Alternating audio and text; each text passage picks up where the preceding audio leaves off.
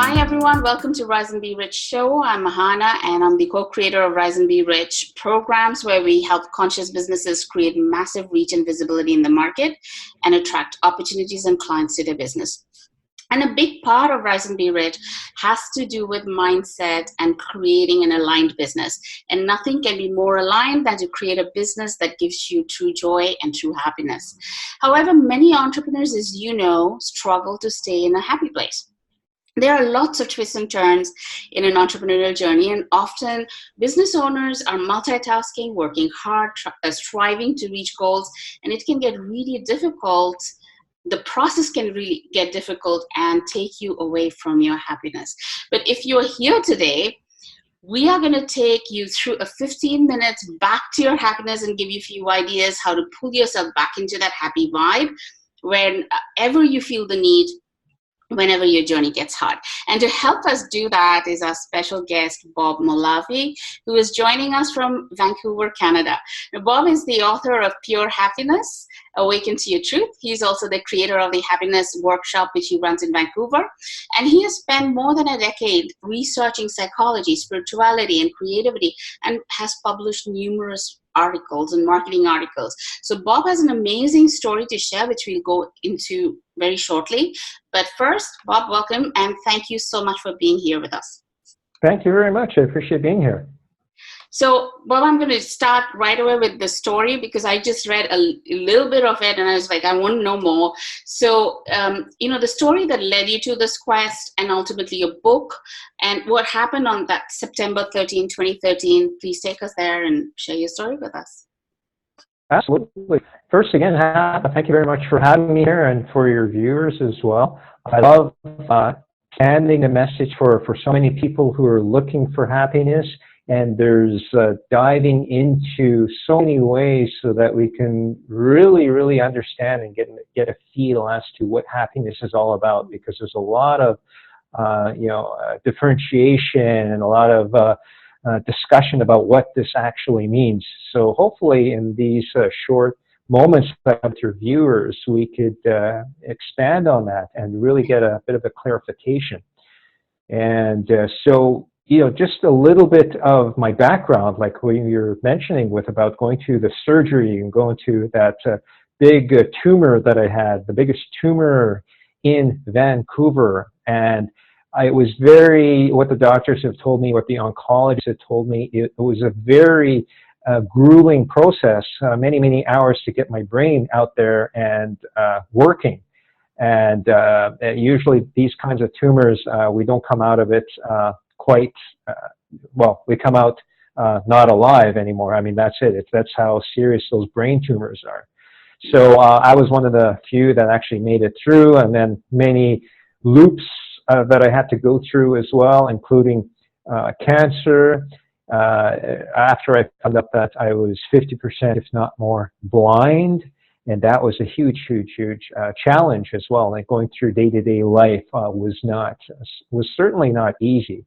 And so this is something that I have begun to share just recently, even after those years. This is something because I'm able to speak now. Before I wasn't able to speak because the brain was collapsed. Everything that was so important was not able to be done anymore because of the whole situation that I was going through. So now I'm very happy to be connected with people like yourself and the communities and see how that experience can kind of get out there, and people who have gone through their own challenges can be uplifted and coming back to the heart. Mm. Bob, I don't know if you know, as I read the story and it resonated with me so much because one of my cousin's sisters actually survived brain tumor surgery, and it affected her. It did affect her ultimately, but she survived the surgery.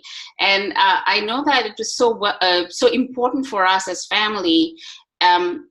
And even as we were going through, even I've gone through experiences where I had to spend a lot of time actually pre-surgery and post-surgery in bed, almost close to a year, and the recovery process and trying to get ourselves back.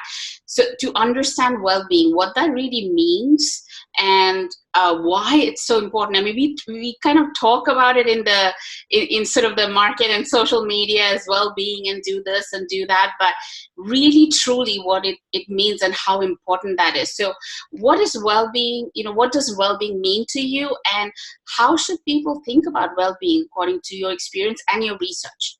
Yes, that is a great and broad question that people ask, and it's great opening up with that and just doing a self-inquiry when it comes to wellness and well-being. And the first part about this that I talk about is usually when people think of well-being, I mean, maybe it's to do with exercise, health, yoga, things that make us feel good. Usually that's what's implied. And this is what we talk about here as well. I just go into a little bit of a deeper level as well, so that it is more based on who am I and what is this all about? And, because when we all have a short life, a short period of time. So to find out who we really are, I feel is even more vital than the traditional well-being that we discuss.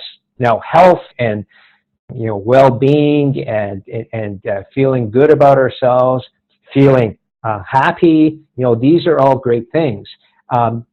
We go into a deeper level, a deeper perspective of this, then we can really get a sense of what well-being is, and then maybe even our self-inquiry, maybe our way of looking at well-being becomes a little bit different. So it becomes less mainstream, and it becomes more reflective. I could say it like that. Mm. Now, it's so true, because when you are going through, sort of life, sort of almost like, you're going through like the experience that you had, the experience that I had when my family had, you think of well-being in a very different way. And it is really about self-inquiry, like, who am I? What am I here to do? What does this life mean? How can I contribute? So all of those questions come, and usually, and I've seen my dad's now, in his 80s, and he's had he's had 4 bypass surgeries, and he's got Parkinson's, and he's asking these questions now, and we go through life not thinking about these questions at all. So I just want to bring it back to something that, we were talking about actually last week, because my partner's dad was here and he's going through his challenges. And so we always associate happiness with something, a good relationship, wealth, a good job, a great business, whatever it is, with something. So let's just talk about what happiness is, and how do you think of happiness when we're talking about well-being and happiness at the same time? That's a great question. That's just, what I think happiness is quite different than the cultural happiness, the definition. So the marketing of happiness is a different push and pull, and it's usually a kind of a desire. I want to be happy. If I become rich, I will be really, really happy. What about winning the lottery ticket? Oh, if I get that, I promise I won't ask for anything more. And maybe they'll ask God, maybe they'll ask for themselves, whichever way. But these are ways in our culture and conditioning, and sometimes I say it's a little bit of identification of, I want to be happy in front of the society, so it'll look good for me. And other times it's just more like, I want to be happy just for myself, and it doesn't matter what's going on out there. I just want to feel something that feels right for me. So there's different layers and different definitions of happiness. Very basically, the happiness I come through is suggesting some of the words that have been used before, which is happiness from the inside out. I mean, that's a little bit more of a definition that resides with what I talk about. And this also relates with the ancient mystics and wisdom, describing and providing pointers on what happiness truly is about. So whether it's from Einstein, or it's from Zen masters, it's the same message coming through.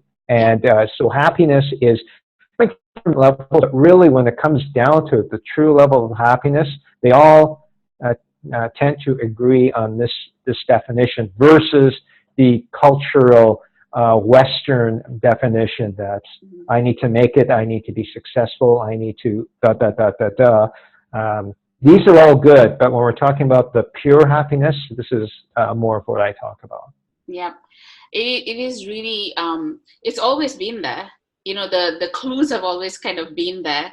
It's the state of consciousness, and you've got to reach there. So I think a lot of the times, you know, we are striving for something outside of us to keep us happy, even if it's like a desire to, you know, there was a point I was like, I have a desire to move to a different place. So, and then we are thinking of manifestation that way, but it's actually the other way around. You've got to really be happy and then create. And that's when really manifestation happens. But, you know, when you're really stuck in a sort of a situation, or you're having a difficult time, and a lot of people are in that mind frame where they are, you know, feeling struggle or challenge, or people around them, they're not in the right environment, and they're stuck in that circumstance or situation that's making them happy. What would you suggest? How do you start shifting them out of that? Because they're stuck in that mindset of, hey, I'm not happy, and this is what I want outside of me. So what are the steps that you would use? Usually it's depending on the person. So the steps I use are not really defined as steps so much as most people, like in psychology or even in spirituality, will go through the steps to go through them. Mine could quickly change based more on intuition at that time when I'm speaking with somebody. And it's just something that picks up. I go in through intuition, and that comes out based on what's most effective for them. So in a general sense, it would be, so say someone is just saying, I'm just not happy, and I don't know how to get out of it. One of the things I come up with is saying, well, who is it that's not happy? And they come back with, well, it's me who's not happy. And I could say, well, who are you? Well, and then it becomes interesting, because from a higher perspective, the mind, body, the brain, that is a different level. This is I would say, mainstream level of understanding. When we go into the inner self, then these applications don't apply. So let's say if someone is sad or frustrated, the question then can become, who is it that's sad and frustrated? Usually it's the mind. Usually it's the mind telling the person that they're sad or frustrated.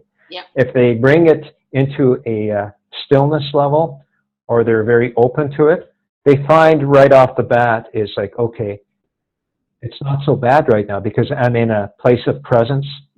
I can breathe, I can look around, and all of a sudden within 10 seconds, 20 seconds, they realize, oh, where's that frustration now? You know, so that's the majority of the challenges could be solved that way. And then after that, we talk a bit more, well, what about the people who are more in the present and more in tune with what's going on, but they're still unhappy? And that's another question that we discussed. The transformation to me is basically a process of, you know, sort of self-realization. It's like those aha moments, they come, you know, right. in layers. And one of the easiest way that I can sort of reflect on what you said is when I was going through that period, that dip, I actually, out of the blue, I said, okay, I'm going to learn how to meditate. So I would just sit at the corner of the room, because I was in the bed. I would just go to one corner and I'd try to meditate, and nothing would happen. It took me 2 months, but I'm a very stubborn person. So I sit there every day. And then one day it was just like this flick in my head, and I just went into white space. And so I think, you know, it's a process. For me, I was like really sort of that determined, I have to get out of this. I can't stay in bed. I've got to start walking, and all sorts of stuff that was going in my head. So I was doing this. But there are people, when they're going into that transformation process, they don't have these sort of life-threatening things happening to them. They kind of, you know, they try to go a little bit up, and then something pushes back, and they'll dip into disappointments. I think the toughest one that I have faced is disappointments, regrets, and disappointments. It's really difficult to come out of that. Do you have any steps or suggestions of how, if somebody's really feeling this dip over and over again, this disappointment, how do you come out of that? Oh, great question again. And I went through those dips and many of them all at once, the surgery being probably the main example. And then going through the dips, and this is depending on the person's relationship with a higher source. So, and using myself as an example, and this may also apply to yourself too as well, going through those challenging situations and what we've been facing. One of the things that after surgery, I call it in the very first part of my book, Pure Happiness, I say the dark night of the soul, right? And that's, I really felt that, I really sensed that dark night of the soul, because I wasn't able to function, wasn't able to say anything, I was blind, cancer, the whole works, right? So I was really in a triple dark night, if you want to say it, call it that way. Yeah. And it's, so to get it, how to get out of that, a lot of the wisdoms really helped, coming into the heart. Surrendering is a big one. Surrender to everything, because I was lost. I didn't know how to function. The identity of who I was, all those things came to a stop, a halt, where I couldn't even speak. And in fact, probably about a year ago, we couldn't even share this video because my brain would stop over and over again. And I actually went to a number of presentations, but I said, I'm surrendering, just like I surrender. So it doesn't matter. I'll be completely vulnerable, and I'll, it's certainly not going to be a perfect presentation by any means, but I have to really share the message to people, because it's so important, especially in this day and age with so many people suffering and going through their journey, and they're not sure what to do. So these are, what we do is very, very important to get at least a few of those right steps. Being very authentic to ourselves, and being open to a higher space, and being very, moving into a level of higher states of consciousness. These are very basics. And this is essentially what makes you truly happy, joyful, it brings in gratitude. Yeah. And it's so beautiful, because it's, one of the things that you said, even when I asked you, what kind of questions should we go through on this interview? And you said, let's just use intuition. So, when, you are in that space, you have to surrender and let your intuition work with you, because you are being guided. At the end of the day, you're being guided. Your soul knows. Right. Your brain doesn't, your mind doesn't know, but your soul knows. And you have to, do what your soul tells you to do. And then now the other thing is that, both you and I, and there's so many people that I know who literally have come out and miraculously healed themselves. And it's not something that you read in a book or somebody has talked about in a workshop. And that's why I wanted to do this interview as well, because this is real. This is very real. We go through really dark times, but, we're sitting here, we're smiling, we're talking to each other, and we're sharing this message. This happens. So what I wanted to do, Bob, is I just wanted, I had another question for you, but I just feel like I'm going to let you intuitively talk about happiness. And I think that will be a lot more beneficial to the listeners, to the viewers. So talk about something that's intuitively coming through you for happiness.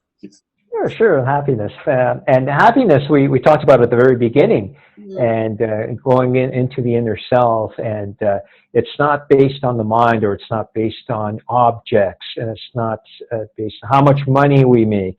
And I'm happier than that person, and the other person is better than me. Those are nothing to do with true happiness.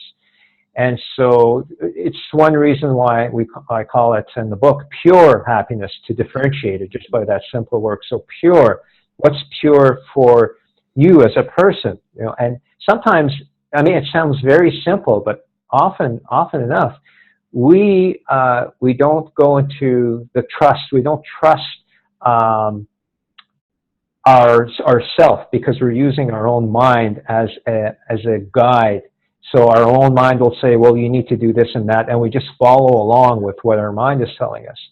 So when we go into purity, we become conscious, we become aware, and we become still enough to see what's happening. And I think you were mentioning a little earlier in this interview that what if someone can't get out of that? They're kind of like looking to become happy, but then they fall, back down again somehow.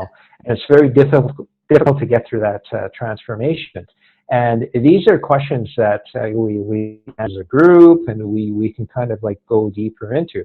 And once discovers that, they could discover what pure happiness is.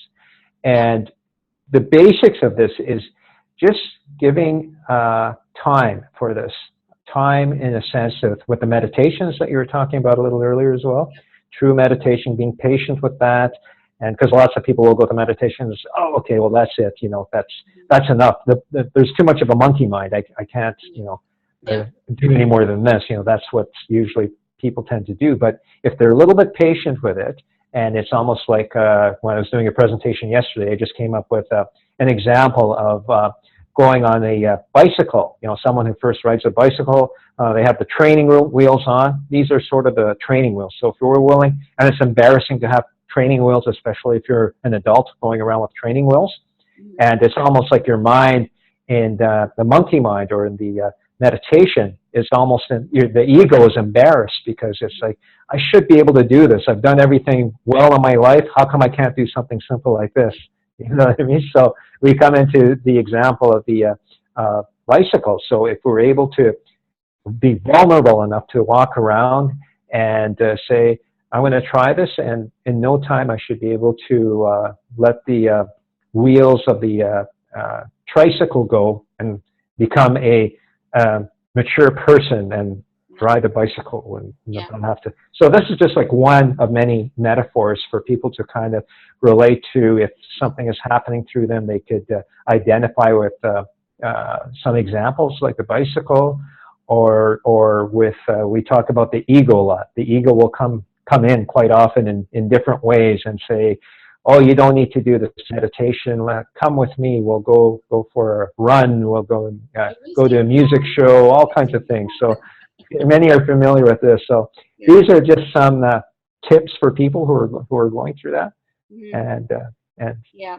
It's really interesting because you gave the bicycle and then you're talking about the ego, and one of the things that, and you also talked about surrender, and one of the things that I had to do is I just had to be like childlike. I had to give up. I had to surrender, let go of that ego, because I had to be childlike, because I had to be dependent for a while on other people. So learn to ride the bicycle like a child. It's different from learning to ride it as an adult, and that's how you can see how the mind works. As a child, you just keep getting back on it. I need to get better. I need to get better. This is fun. And as an adult, you're like, this is embarrassing. This is embarrassing. So that's the mind. That's really the mind. What you're saying, I say, let go, let Bob. It applies to me, but it also is a connection with people like in the spiritual side of thing or the religious side as well. So they go, let go, let God. I go, let go, let Bob. And they get a little bit of a chuckle, and then they can go deeper inside. Yep. That's beautiful. So there you have it. I hope that gave you some answers and brought you some solutions as to how to shift into that happiness and stay there. And Bob, you and I know, I work with a lot of entrepreneurs. You've got to create from a happy place. You just have to create from a happy place in order to manifest what you want to see in this life. So you can check actually Bob's work at www.purehappinesscoach.com, and that's Bob's book, and you can get that on Amazon. Where else can they get it? On your website too, I suppose? You've got a link there as well, and then to Amazon as well. That's coming up, but it's just on hold until something happens. But on Amazon, that's the best. Yeah. If they're in Vancouver, then they could connect with me direct as well. Yeah, and just go to the website and look for that book on Amazon. Bob's amazing story is in that book. Thank you so much, Bob, for spending this time with us. Thank you. Thanks so much. And for all of you tuning in, we are leaving you a special link to sign up today for the Rise and Be Rich online show. It's just a free sign up. It's to our mailing list. But we'll be announcing some podcasts very soon. We're starting some podcast-based shows. Stay in the loop because there'll be some masterclasses and free workshops, and they'll be full of resources that will change the way you build your business and manifest the goals in your life. So stay tuned to that. Of course, all of the details will be on my website, www.ahanalara.com. And also, there are lots of resources on the website, so download them, have fun with them. And that's it for today. Stay tuned for lots more. Let's rise and be rich together.